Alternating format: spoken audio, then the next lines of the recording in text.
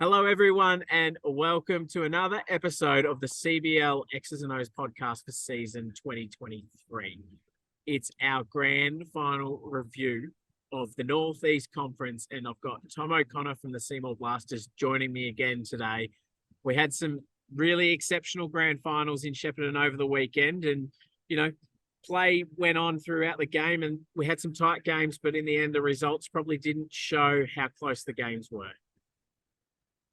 Yeah, absolutely, Matt. It's a tough weekend to get to. I know you were actually in the building on Saturday night, so you got to experience both games and chatting to some people. The results probably don't show exactly what those games really were, and that's meaning the end result. From what everyone's told me, it felt like it was a lot closer. So that's awesome to hear for the grand finals. Yeah, that's it. Let's start off in the women, and we got to crown back-to-back champions in the Northeast when the Albury Cougars ran over the top of the Seymour Blasters. Again, it was a very close game to start the first quarter. I think it was about 2 points at quarter time. And then, Albury jumped out to a little bit of a deficit at halftime. And I think from there, it just went onwards and upwards. Yeah, absolutely. Been watching it back today as well, Matt, on YouTube there, and probably some early turnovers hurt the Blasters. Some shot selections there, and Albury capitalised, but then Seymour jumped back on top. And you saw in the second half, it was the likes of Alira McCowan, probably alongside her sister Jade, as a leader that got things done across the day. It's great to see Tarly Smith got herself into the top scorer. She's been a little bit quiet across the season, but obviously ramped up when the time counted. And Alira McCowan, she's quite instrumental in that game, Matt. That's for sure. She sure was. She ended up taking out the grand final MVP, and she shot 25 points in the game. And, both crowds were sensational. The stands were pretty packed in Shepparton for both the games, but the noise coming in the women's game was pretty big as well. Yeah, absolutely. It's we did preach to all the fans out there too across all season. Make sure that you get to the venues, and it's great to see that it continued through to the grand finals as well. And it's a big congratulations to Albury. It's hard to win one. It's definitely hard to win two in a row. So big congratulations to them to come out on top as the champions.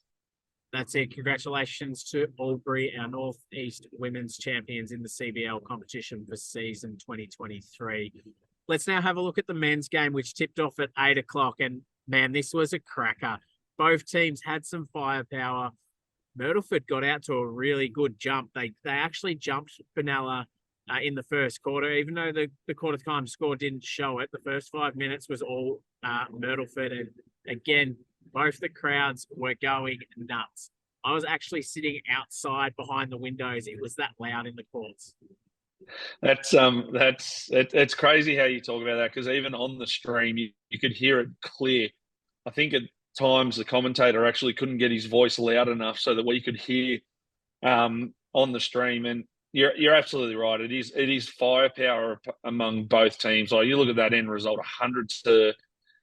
Now, is that poor defense? Is it really good offense? I think it's just the firepower that both groups have. You're going to try and stop it, but when it comes to the crunch, people are going to knock down shots. And yet again, it's the same leaders for Benalla, Eric Miraflores and Sam Becks. And then for Myrtleford, it was Jalen Barker who was leading for them. And it's different to see how the younger group did transition through that game. You could see the experienced heads of Eric and Sam sort of take over and control the group and keep them nice and calm.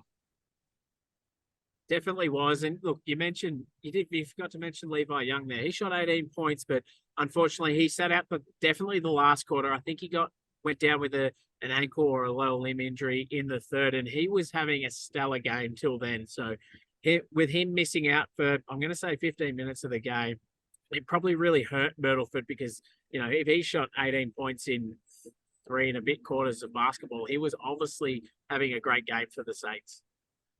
Yeah, absolutely. And Levi's had a great season. I'm not taking anything away from him because he's quite athletic. He's quite active on the offensive glass, and I know that with him out there, it just adds a bit of a presence against Downey and Keego, especially. And I remember actually getting that message from you, Matt, through the game as I'm sitting there watching it, and yeah, it absolutely does hurt. You lose some size, and credit to Benella to be able to utilize the mismatches as well. Is going to is what got him that win throughout this game, and that's the smarts of the coach Wally Armstrong having a game plan and attacking certain people, and it pays dividends towards the end of that game.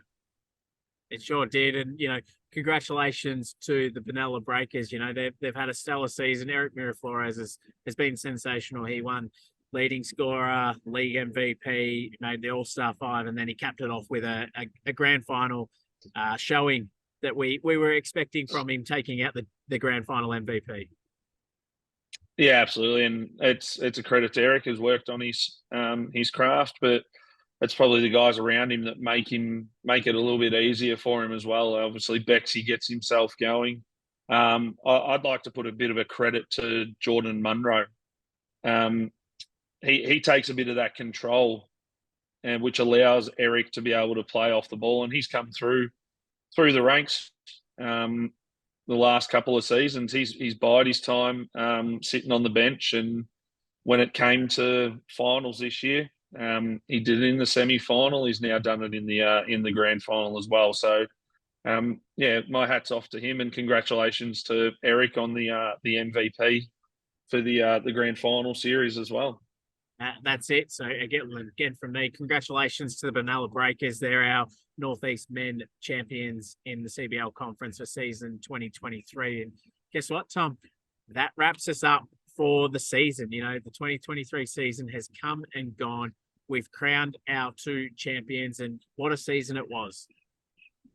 Yeah, absolutely. And credit to you, Matt. This is a bit of a new platform that you've brought to the CBL. Gives us a bit of a breakdown to what we see each week and each game, and gives a bit more insight. And well done to you. And it's great to have had the CBL season. And I know we're going to reload everyone ready to go again for a season in 2024. That's for sure.